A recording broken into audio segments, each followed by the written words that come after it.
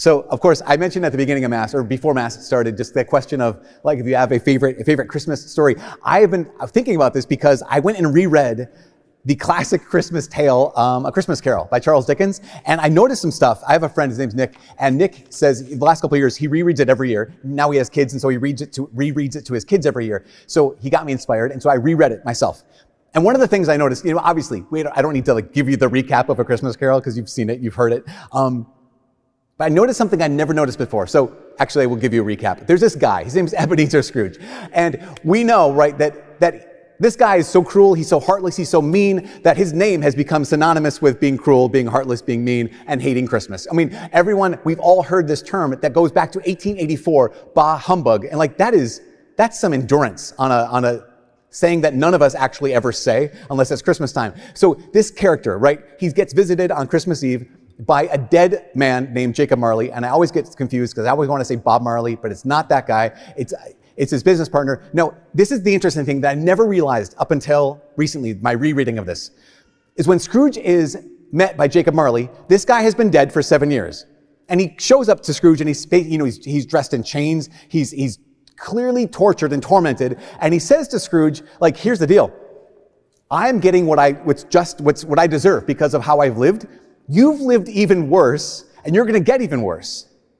And Scrooge's response is kind of like, I'm going to bed. It's like it doesn't even do anything to him. He doesn't say, oh my gosh, I'll change my ways. In fact, nothing really happens until later on that night, right? He's visited by 3 spirits, the ghost of Christmas past, the ghost of Christmas present, and the ghost of Christmas is yet to come. And the interesting thing about this is it's not the warning from beyond the dead. It's not the ghost that appears to him. It's not this promise of you're going to get tortured.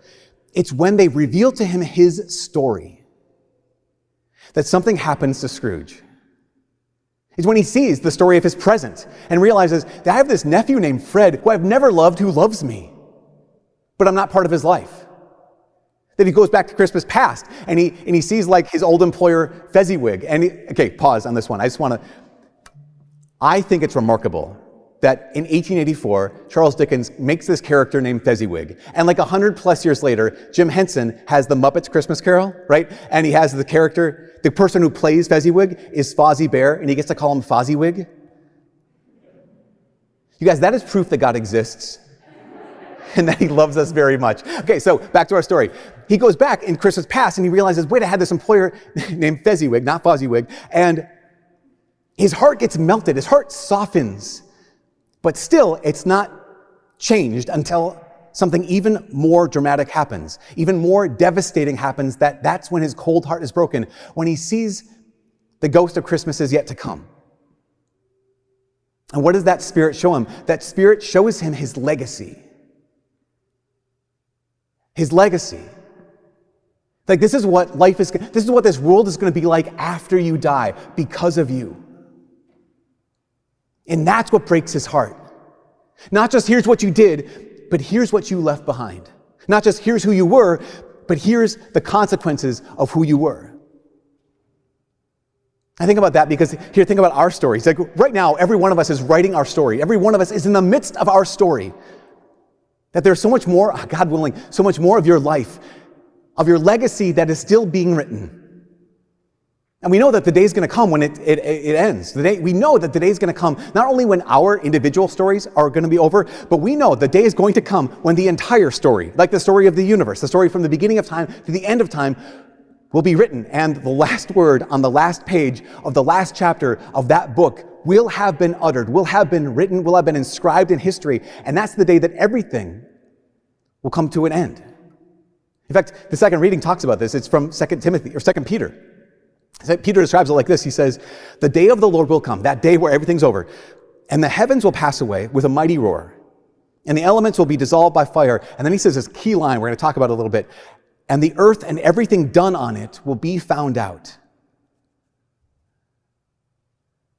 I think it's interesting as Christians, we know how the story ends. As Christians, we know that in the end, at the end of the whole thing, when the whole thing's written, we know the end is that in that end is that Jesus will have won. We know the end, and the end is that Christ will have victory. We know the end is that justice and love and that will win. But there are all these blank pages between this moment and that moment. There's all these blank pages right in front of us. There's all these moments to be lived between now and then. There's all these innumerable decisions to be made between now and then. Because the story isn't over yet, and yet, again, we know that that day will come. In fact, we call it, in like Catholic circles, we call it the Last Judgment. So, quick little thing. What do Catholics believe about the Last Judgment? I think it's important to understand this. Okay, so there's two judgments. One is called the particular judgment, one's called the Last Judgment. So the particular judgment is what happens to every one of us individually when we die. So when we die, we're individually judged, right? So basically that's to say, when every one of us dies, we get what we've chosen. It's like the simplest way to say it, right? When we die, we get what we've chosen. If we've chosen God, we get God. And if we've chosen anything other than God, we get not God. Again, just let's highlight this. Because of what Jesus has done for us, because he has made heaven accessible, because he's made it possible for us to actually enter heaven, because Jesus gives us the power, it's called grace, to actually choose him. When we die, if we've chosen God, we get God. It's like that simple, it's that straightforward. And the other part, if we have not chosen God, then we get not God. At the moment of our death, if we haven't chosen God, no one like passively slides into heaven. Just we need to understand this, right? No one just passively, you don't get heaven unless you've chosen. It's kind of like going to a restaurant and someone puts a menu in front of you and you're like, wow, these look awesome. But if you don't actually choose what to eat, they don't just say, well, you know what, we've decided for you. You're getting the filet with a side salad with vinaigrette and the side salad and a bowl of soup and some dessert. Like no one actually just gives you food. If you don't choose any food, you don't get any food. And the same thing is true. If we don't actively choose God, then we get not God. That's the particular judgment. But there's this thing called the final, the last judgment. And that's, clarification, that's not like an appeals court where you're like, I don't like the first ruling. You're like, from hell, we're like, wait a second, I don't think you had all the facts, Your Honor. Like, because we know, the God knows everything, right? So we know God is a good God. So he knows all of the facts of the case. So his ruling is a just ruling. The last judgment is not God knowing all the facts. The last judgment is the moment that we know all the facts. The particular judgment, God knows the whole story. But the last judgment, what St. Peter's writing about, that's the moment that we get to know the entire story. Because this is the moment, the last judgment is the moment where the entire story has been written, where the last word on the last page of the last chapter will finally have been written. And in that moment, you guys, this is the great news. In that moment, the whole story will not only be written, but it will be known and it will be understood. When that day comes, you will know and you will understand two massive things. One is God's role in that whole story, and the second is your role in that story. You'll know God's role. You'll know all the times that he was hidden, and yet he was not absent. You know, last week we talked about this, right? We talked about how everything that happens in the world is part of God's will. But there's two kinds of God's will, right? There's his perfect will, which is plan A, when he only wills goodness. He only wills love for us. He only wills life for us. But there's also his, what we call his permissive will. It's the stuff that God allows. He doesn't want to happen. He doesn't want us to choose evil. He doesn't want evil to be done to any one of us.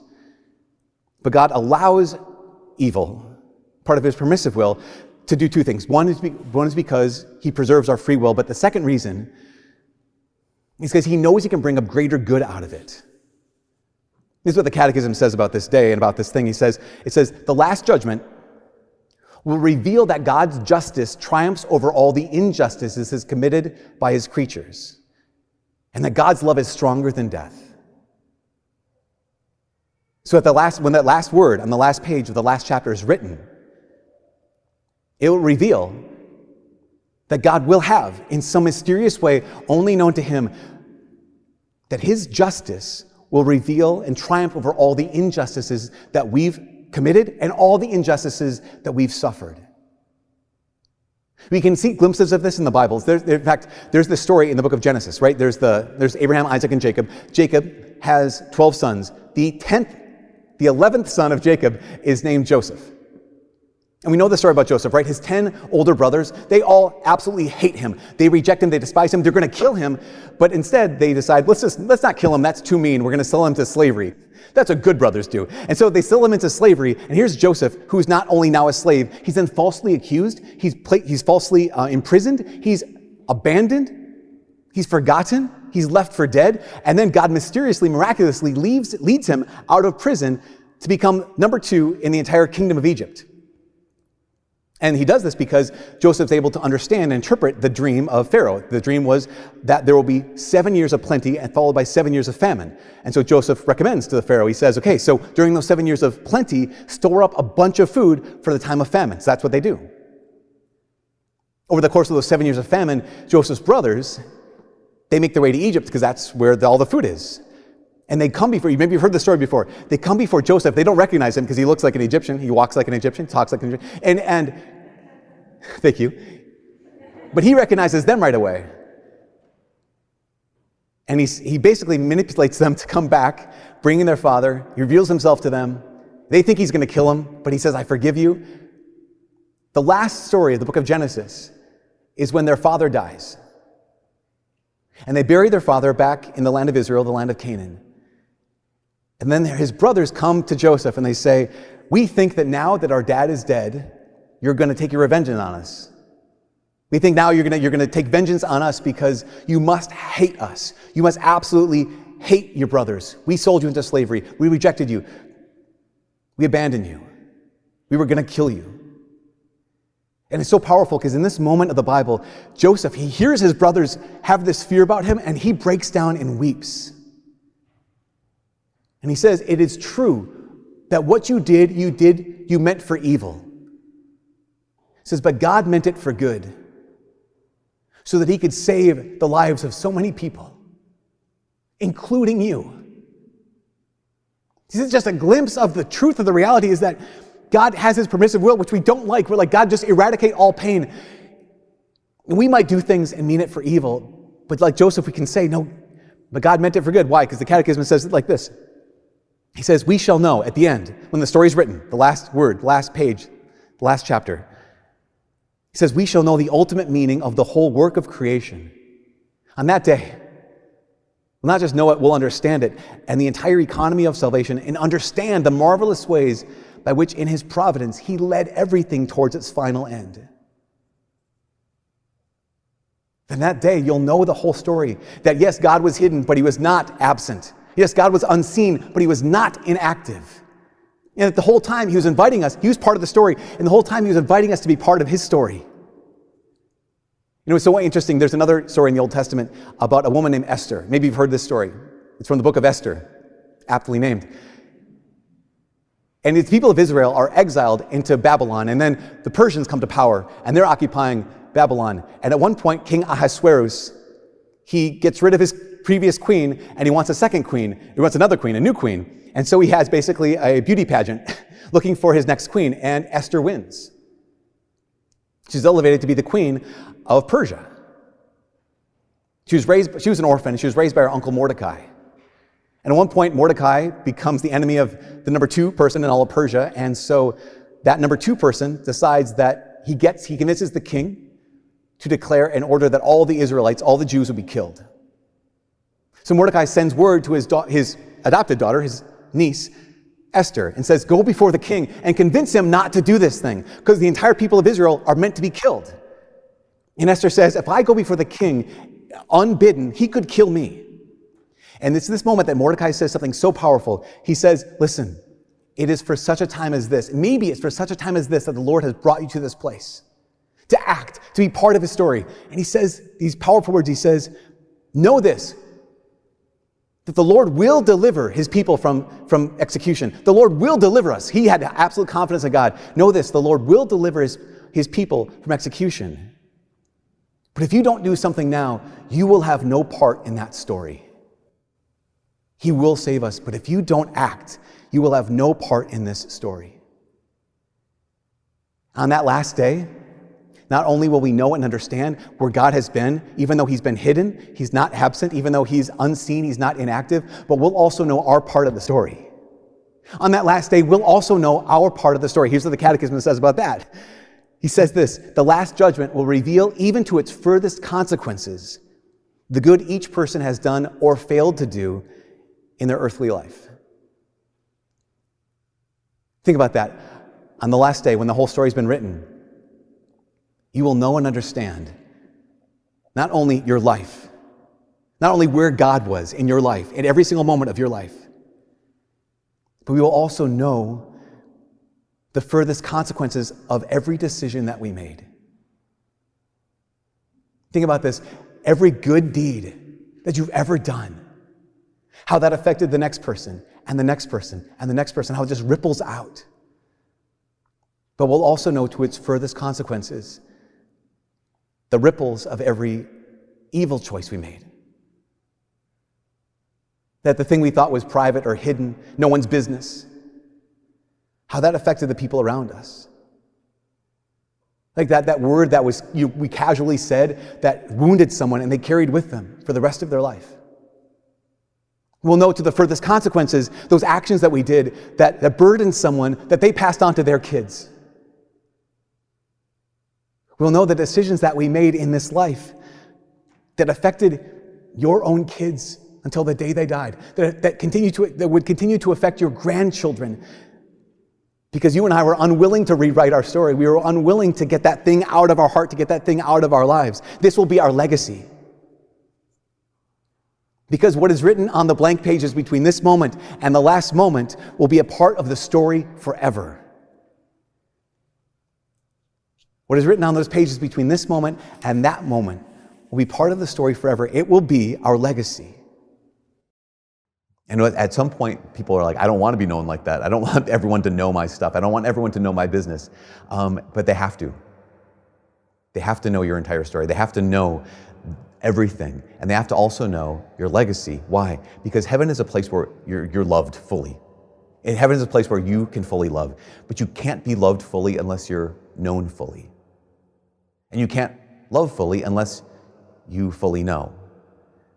And so it's actually a grace, it's a mercy, it's a gift of heaven that your entire story will not just be known to you, it will be known to everyone in heaven. They will know every one of your wounds. They will know every one of your strengths. They will know every moment that you've sinned against the Lord. They will know every moment of great grace where you've said yes to the Lord. And that will not be a moment of pride, because they'll also know all the ways God helped you. And it won't also be a moment of shame. Because in that, think about this, in that time, at the last judgment, when everything is known, what also will be known are all of your hidden wounds that no one knows about. All the secret battles that you fight every single day that no one knows about. So there'll be no room for shame, because you will be not only fully known, but fully understood. Not only will you fully know yourself, but you'll fully understand yourself. And that has to happen. That again, the last judgment will reveal, even to its furthest consequences, the good each person has done or failed to do in their earthly life. Why? Because when you're fully known, that's when you can be fully loved. Even to the furthest consequences. I just want to highlight this. That means the choices we're making right now, they don't end with us. That we know this is the case, that there's words that you've said and that I've said that affect the people around us. There's things that we've done, there's ways we've treated people that they carry with them now. Things that you've said or how you treated people that has hurt them, that they're actually ultimately maybe going to hurt others with that same thing. That your kids and your grandkids and your great-grandkids will be affected by the choices you make today. Will be affected by the decisions you made in the past. And what is written on that page at the end of the story will forever be my legacy. It will forever be your legacy. But there's good news. And the good news is the story isn't over. On that last day, the story will have been fully written. But the good news is the story is not over. In fact, this is part of the Christmas carol where here's the ghost of Christmas, Christmas is yet to come, that shows Scrooge his legacy, and Scrooge breaks down. His tears are just washing over his face, and he says, "Tell me, Spirit, you wouldn't have shown me this unless I could change it.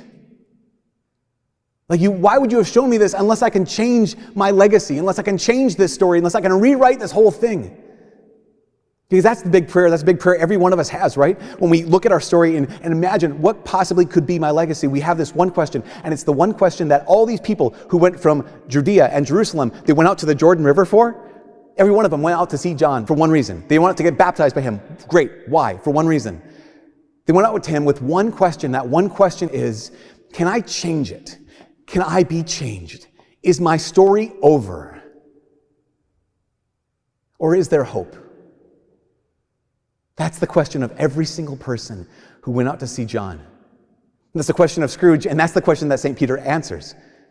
Because in the second reading today, what does he say? He says, listen, you might think that the Lord is delayed in his coming. You might think that the Lord is putting off the last page. He's doing it for one reason. And that one reason is so you can rewrite your story.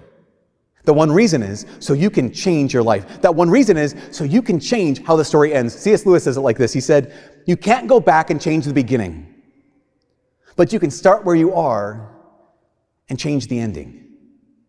When it comes to our stories, we can't go back and change the beginning, but we can start where we are and we can change the ending. So here's the question, and this is almost the last thing. Where do we start?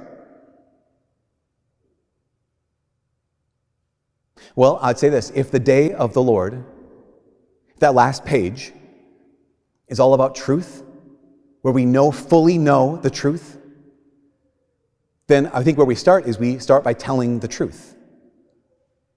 If that's the day when, as it says in St. Peter, it's everything done on earth will be found out, maybe the way we start this is by revealing what is hidden.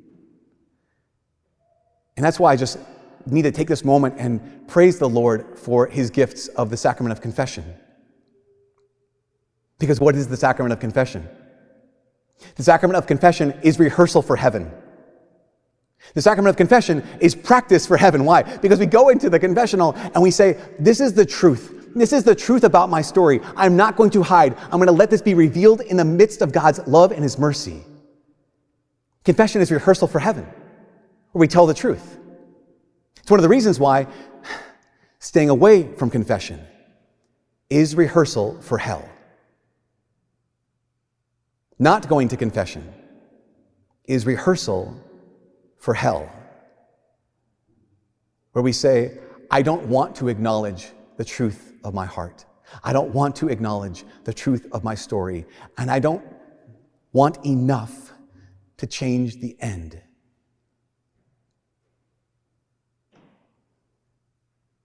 I know a lot of people ask the question before going to confession. They have this question, but I don't know if I can go. Is there hope for me? Can I change? And the answer is absolutely yes, there is. The question is absolutely yes, you can, but only with humility and only with truth. Because yes, one day the story will have been written. One day every moment of your life will have been lived, and one day every decision will have been completed. One day there'll be the last word written on the last page of the last chapter of this book. And that day, everything will be known and everything will be understood. Where God was and how he brought justice out of even the most painful moments. Your role and the legacy of all your choices and all my choices. But today is a blank page. Today is a new day. And today is the day that you can change your story. And if you can change your story, then you can change your life. And if you can change your life, then you can change your legacy.